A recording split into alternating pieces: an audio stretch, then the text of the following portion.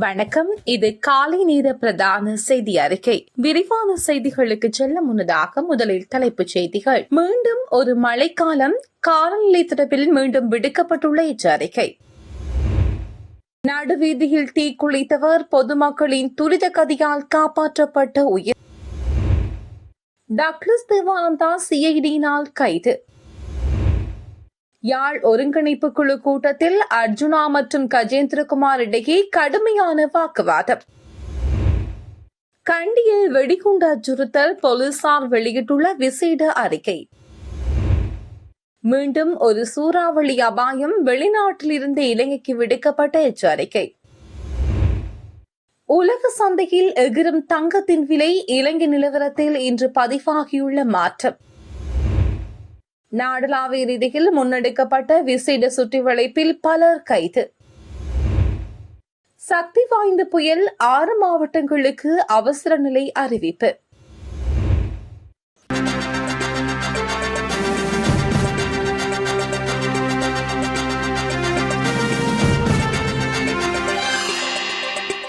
நாட்டின் கிழக்கு திசையிலிருந்து வீசும் காற்றுகளை வலுவடைவதன் காரணமாக எதிர்வரும் டிசம்பர் 29ஆம் தேதி முதல் நாட்டின் பல மாகாணங்களில் மழை நிலைமை அதிகரிக்கக்கூடும் என வளிமண்டலவியல் திணைக்களம் எதிர்வு கூறியுள்ளது. இதன்படி வடக்கு, வடமத்திய, கிழக்கு, ஊவா மற்றும் மத்திய மாகாணங்களில் மழை வீழ்ச்சி கணிசமாக உயரும் என எதிர்பார்க்கப்படுகிறது. வானிலை மாற்றங்கள் குறித்து வளிமண்டலவியல் திணைக்களம் அவ்வப்போது வெளியிடும் முன் அறிவிப்புகள் மற்றும் விசேட அறிவித்தல்கள் குறித்து பொதுமக்கள் அவதானமாக இருக்குமாறு அறிவுறுத்தப்பட்டுள்ளனர். அனைத்து நிலைமைகளை தவிர்க்க தேவையான முன்னெச்சரிக்கை நடவடிக்கைகளை மேற்கொள்ளுமாறு பொதுமக்கள் அறிவுறுத்தப்பட்டுள்ளார்கள்.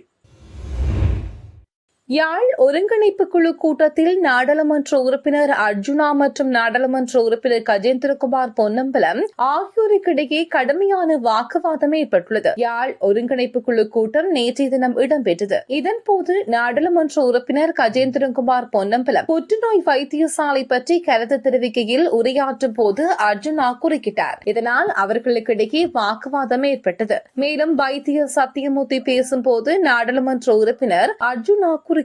அதற்கு முன்னர் நாடாளுமன்ற உறுப்பினர் ஸ்ரீதரனுக்கும் அர்ஜுனா எம்பிக்கும் வாக்குவாதம் ஏற்பட்டமை குறிப்பிடத்தக்கது. அதுல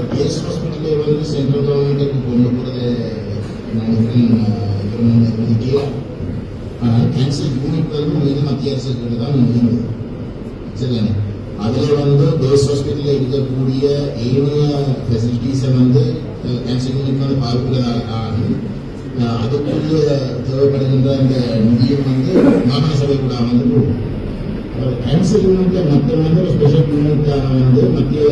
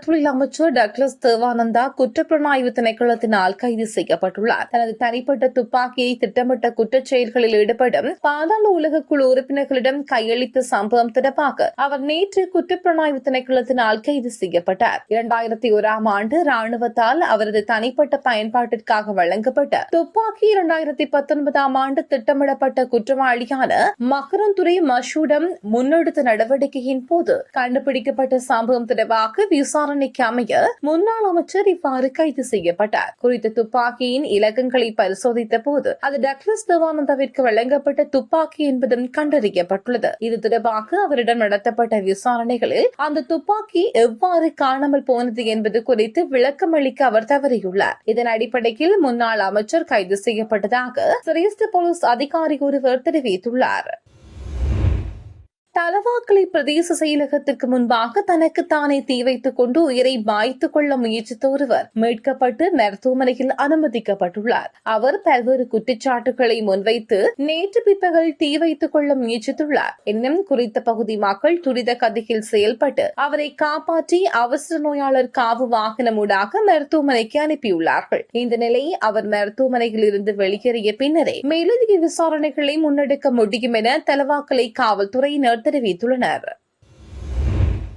கண்டி மாவட்ட செயலகத்திற்கு வெடிகுண்டு அச்சுறுத்தல் விடுக்கப்பட்ட சம்பவம் குறித்து போலீசார் விசேட அறிக்கை ஒன்றை வெளியிட்டுள்ளார்கள். கண்டி மாவட்ட செயலகத்தில் 5 இடங்களில் வெடிகுண்டுகள் மறைத்து வைக்கப்பட்டுள்ளதாக கண்டி மாவட்ட செயலாளரின் உத்தியோகபூர்வ மின்னஞ்சல் முகவரிக்கு மின்னஞ்சல் ஒன்று வந்துள்ளது. இதனையடுத்து கண்டி போலீஸ் பிரிவுக்கு பொறுப்பான சிரேஷ்ட போலீஸ் அதிகாரிக்கு அறிவிக்கப்பட்ட நிலையில் கண்டி போலீஸ் நிலைய அதிகாரிகளின் குழு விரைந்து செயல்பட்டு சோதனை நடவடிக்கையை ஆரம்பித்தனர். இதற்காக போலீஸ் மோப்பநாய் பிரிவு, போலீஸ் சிறப்பு அதிரடிப்படை, வெடிகுண்டு செயலிழப்பு பிரிவு மற்றும் ராணுவ வெடிகுண்டு செயலிழப்பு பிரிவு ஆகியவை வரவழைக்கப்பட்டு சோதனை நடவடிக்கை மேற்கொள்ளப்பட்டுள்ளது. இருப்பினும் நேற்று காலை முதல் முன்னெடுக்கப்பட்ட சோதனை நடவடிக்கையின் போது எந்த வெடிப்பொருட்களும் கண்டுபிடிக்கப்படவில்லை என்றும் போலீசார் கூறியதுடன் சம்பவம் தொடர்பாக தேடல் நடவடிக்கைகள் இன்னும் தொடர்ந்து நடைபெற்று வருவதாகவும் அந்த அறிக்கையில் மேலும் குறிப்பிடப்பட்டுள்ளது. கண்டி மாவட்ட செயலகத்தில் வெடிகுண்டு அச்சுறுத்தல் காரணமாக விசேட சோதனை நடவடிக்கை ஒன்று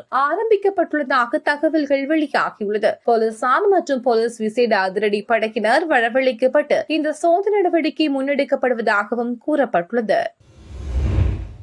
டிட்வா சூறாவளி போன்ற எதிர்காலங்களிலும் பாரிய சூறாவளி ஏற்படலாம் என ஆஸ்திரேலியாவின் மேற்கு பல்கலைக்கழகத்தில் பேராசிரியர் சரிந்த பட்டியராட்சி தெரிவித்துள்ளார். பேராசிரியர் சரிந்த பட்டியராட்சி இலங்கையில் சுனாமி ஏற்படுவதை முன்கூட்டியே அறிந்து கொள்வதற்கான திட்டத்தை உருவாக்கியவராவார். அத்துடன் கடல்சார் ஆராய்ச்சிக்கான அறிவியல் பட்டம் பெற்றுக் கொண்ட முதல் இலங்கை பேராசிரியரும் ஆவார். மேலும் ஆஸ்திரேலியாவில் சிறந்த விஞ்ஞானிக்கான பட்டத்தை பெற்றுக் கொண்டவராவார். இணையத்தினூடாக கலந்து கொண்டு கருத்து தெரிவிக்கும் போது அவர் இதனை தெரிவித்துள்ளார். இதனைத் தொடர்ந்து பேசிய அவர், வங்காள விரிகுடாவில் நவம்பர் மாதத்தில் தாளமுக்கம் ஏற்படுவது வழமையாகும். அது சில நேரம் சூறாவளியாக மாற்றமடையும். இம்முறையும் வங்காள விரிகுடாவில் நவம்பர் மாதத்தில் 2 தாளமுக்கம் ஏற்பட்டுள்ளது. ஒன்று காலையிலும் மற்றது ஹம்பாந்தோட்டிலும் உருவானது. இந்த 2 இணைந்தாலே சூறாவளி ஏற்பட்டுள்ளது.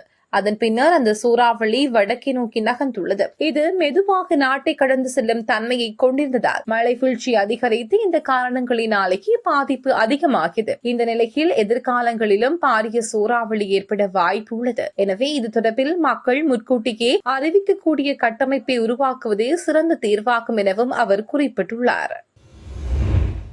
தங்கத்தின் விலையில் நேற்று பிற்பகல் உயர்வு ஏற்பட்டுள்ளதாக இலங்கை நகைக்கடை உரிமையாளர் சங்கம் அறிவித்துள்ளது. நேற்று நண்பகல் வரை தங்கத்தின் விலையில் எவ்வித மாற்றமும் இன்றி நிலையாக காணப்பட்டுள்ளது. இருப்பினும் பிற்பகலுக்கு பின் 24 கேரட் தங்கம் பவுன் ஒன்றுக்கு 2000 ரூபாய் அதிகரித்துள்ளது. அந்த வகையில் தற்போதைய தங்க விலை நிலவரப்படி 24 கேரட் தங்கம் பவுன் ஒன்று 3,56,000 ரூபாயாக விற்பனை செய்யப்படுகிறது.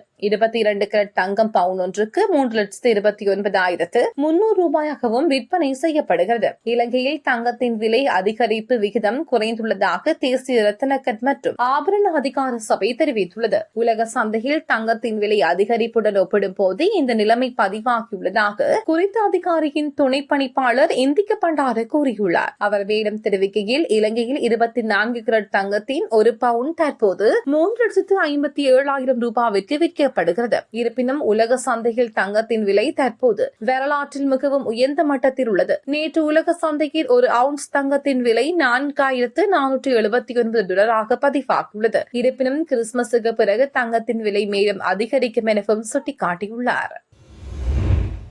ஸ்ரீலங்கா சுதந்திர கட்சியின் தலைமை பதவியில் மாற்றம் அவசியம் என நாடாளுமன்ற உறுப்பினர் தயாஸ்ரீ ஜெயசேகர வலியுறுத்தினார். ஊடகங்களுக்கு கருத்து தெரிவிக்கும் பொழுது அவர் மேற்கண்டவாறு தெரிவித்துள்ளார். அவர் மேலும் கருத்து தெரிவிக்கையில், ஸ்ரீலங்கா சுதந்திர கட்சியின் தற்போதைய தலைவர் நிமல் ஸ்ரீபாலடி சில்வா தலைமையில் அந்த கட்சியை கட்டியெழுப்ப முடியாது. தற்பொழுது ஸ்ரீலங்கா சுதந்திர கட்சியானது 3 அணிகளாக பிளவுபட்டுள்ளது.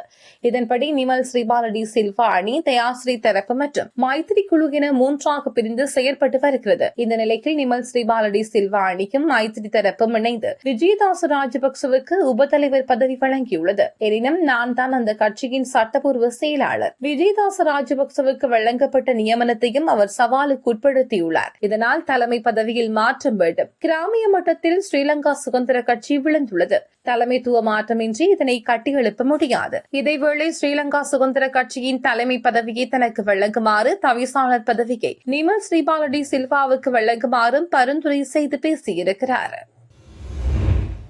நாடளாவிய ரீதியில் போலீசாரினால் மேற்கொள்ளப்பட்ட விசேட சுற்றிவளைப்பில் பலர் கைது செய்யப்பட்டதாக போலீஸ் ஊடக பிரிவு தெரிவித்துள்ளது. குறித்த சுற்றிவளைப்பு நடவடிக்கை நேற்று முன்தினம் முன்னெடுக்கப்பட்டுள்ளது. அதற்கமைய 29,539 பேர் பரிசோதனைகளுக்கு உட்படுத்தப்பட்டுள்ளார்கள். இவர்களில் கைது செய்யப்பட்ட, பிறப்பிக்கப்பட்ட பிடியாணைகளுக்கு அமைய 179 பேரும், சிறந்த பிடியாணைகளுக்கு அமைய 78 பேரும் கைது செய்யப்பட்டனர். இதேவேளை மது போதையில் வாகனம் செலுத்திய 322 பேரும், கவனக்குறைவாக வாகனம் செலுத்திய 36 பேரும் கைது செய்யப்பட்டனர். அத்துடன் பிற போக்குவரத்து குற்றங்களுக்காக 4,414 பேர் கைது செய்யப்பட்டுள்ளார்கள் என்றும் போலீஸ் ஊடக பிரிவு வெளியிட்டுள்ளது. அமெரிக்காவின் கலிபோர்னியா மாநிலத்தில் அட்மாஸ்பியர் ரிவர் என அழைக்கப்படும் சக்தி வாய்ந்த புயல் காரணமாக பலத்த மழை மற்றும் மண் சரிவு ஏற்படும் அபாயம் இருப்பதாக கலிபோர்னியா ஆளுநர் கவின் நியூசம் 6 மாவட்டங்களுக்கு அவசர நிலையை அறிவித்துள்ளார். குறித்த அறிவிப்பு மக்களை பாதுகாக்கும் நோக்கத்துடன் கிறிஸ்துமஸ் தினமான நேற்று முன்தினம் விடுக்கப்பட்டுள்ளது. வளிமண்டலத்தின் வெப்பமண்டல பகுதிகளிலிருந்து நீராவியை சுமந்து வரும் இந்த அட்மாஸ்பியர் ரிவர் புயல் நிலப்பரப்பை தொடும்போது மிக கடுமையான மழையை தரும் வாய்ப்பு உள்ளது. தென் கலிபோர்னியாவில் வழக்கமாக இந்த காலப்பகுதியில் பெய்யும் மழையை விட சுமார் 10 மடங்கு அதிக மழை பெய்யக்கூடும் எனவும் தேசிய வானிலை ஆய்வு மையம் எச்சரித்துள்ளது. இந்த கடுமையான இயற்கை சீற்றத்தினால் நூற்றுக்கணக்கான வீடுகள் மற்றும் மரங்கள் வெள்ளத்தில் மூழ்கியுள்ளது. மலைப்பகுதிகளில் இருந்து சேறு மற்றும் இடிபாடுகள் வீதிகளில் பெருக்கெடுத்து ஓடுவதால் மக்களின் இயல்பு வாழ்க்கை முற்றாக பாதிப்படைந்துள்ளது. இலங்கை தமிழரசு கட்சியின் தீர்மானத்தினை மீறியமையினால் சின்னராசா லோகேஸ்வரன் கட்சி உறுப்பினரிலிருந்து உடனடியாக நீக்கப்படுவதாக இலங்கை தமிழரசு கட்சி தெரிவித்துள்ளது. இதனால் வரிதாகும் பதவிக்கு இன்னொருவர் கட்சியில் நியமிக்கப்படுவார் என்றும் இலங்கை தமிழரசு கட்சி அறிவித்துள்ளது. இது தொடர்பில் இலங்கை தமிழரசு கட்சி பொதுச் செயலாளர் சுமந்திரன் சின்னராசா லோகேஸ்வரன் கட்சி உறுப்பினரிலிருந்து உடனடியாக நீக்கப்பட்டுள்ளதாகவும் குறிப்பிட்டுள்ளார். இதுபோன்ற செய்திகளை தெரிந்து கொள்ள யாழ் டிவி நியூஸ் சேனலை சப்ஸ்கிரைப் செய்து அருகே இருக்கிற பெல் பட்டனையும் கிளிக் செய்து கொள்ளுங்க. மேலும் இதுபோன்ற செய்திகளை உடனுக்குடன் தெரிந்து கொள்ள யாழ்டிவி.com எனும் இணையதளத்தின் வாயிலாக எங்களோடு இணைந்து கொள்ளுங்கள்.